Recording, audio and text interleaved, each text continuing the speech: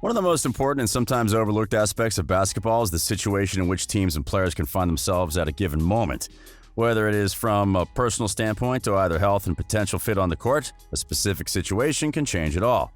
To name a few examples, we can recall the finals in recent years. In 4 out of 6 of the last championship series, one of the teams struggled with injuries to at least one of its key players, and had everyone been healthy at the moment, we could have seen different organizations raising the Larry O'Brien Trophy.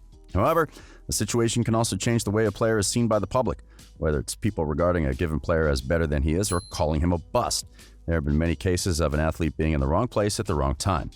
Andrew Wiggins has become part of this group. Now, he's part of a new situation with the Golden State Warriors and will have the chance to prove doubters wrong. Will he be able to do it? Welcome to Courtside.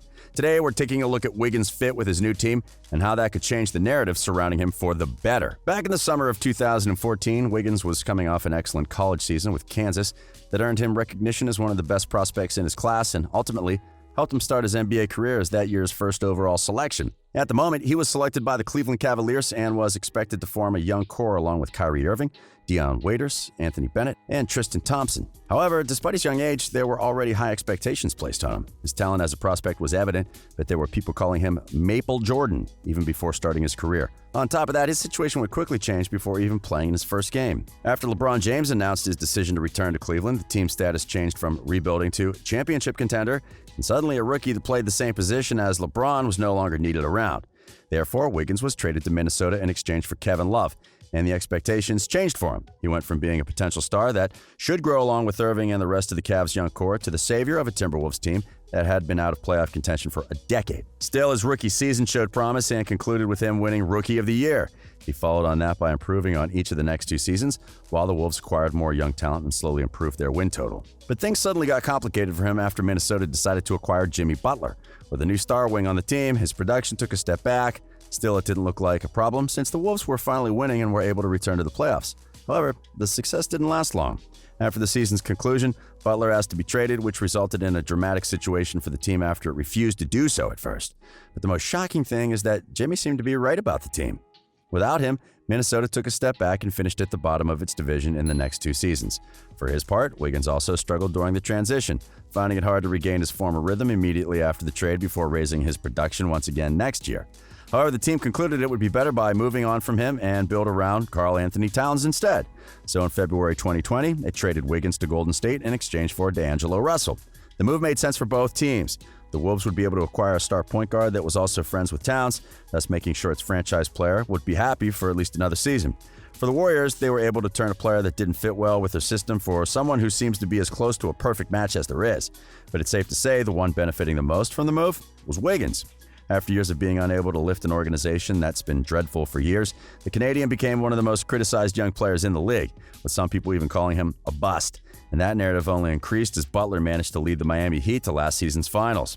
But now in Golden State, he won't only get the chance to start things over again, he'll have the opportunity to grow as a player while also working together with a franchise that's developed one of the most respected programs in the league. And there are many reasons to believe things should work for him. First, there's the fact that he's never been a bust despite the public believing so. Throughout a 6-year career, Wiggins has averaged almost 20 points per game on good shooting numbers. To put things into perspective, Anthony Bennett only averaged around 4 points per game while also being unable to remain signed to an NBA team. And while his leadership and motor can be rightfully questioned, we must also consider his situation. While playing for the Cavaliers perhaps wouldn't have been much different hadn't LeBron decided to come back, being traded before making your professional debut must not have been easy, and his role with the Timberwolves didn't help either.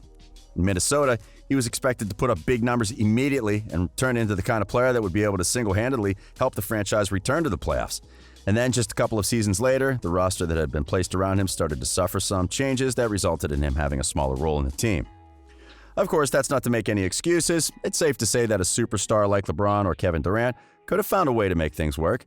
But the thing is that Wiggins was never that kind of player, and failing to understand that was part of the reason why the Wolves weren't able to build a winning culture around him. But now, he won't be asked to be the star of a team. In fact, he might not even have to be the second best player of his new team. The Warriors already have a well-established identity. They know that Steph Curry and Klay Thompson will be their 2 primary options on offense, while Draymond Green will anchor the defense and create plays for his teammates. So, the young forward won't need to be a leader. His responsibilities in Golden State should be as follows. Score the ball whenever you can, keep moving around, and play good defense on your opponents. The first thing will be easy for him. He's been an excellent scorer since his rookie year. And while he's not a marksman from three-point range, being able to receive the ball in catch-and-shoot situations could help him improve. Keeping himself in constant movement should also be an easy task to do. His quickness and athleticism should allow him to find open shots by cutting and slashing, while Curry and Thompson attract most of the attention. And then there's his play on the defensive end. During his time with the Timberwolves, Wiggins' effort on defense was not even close to where it should have been.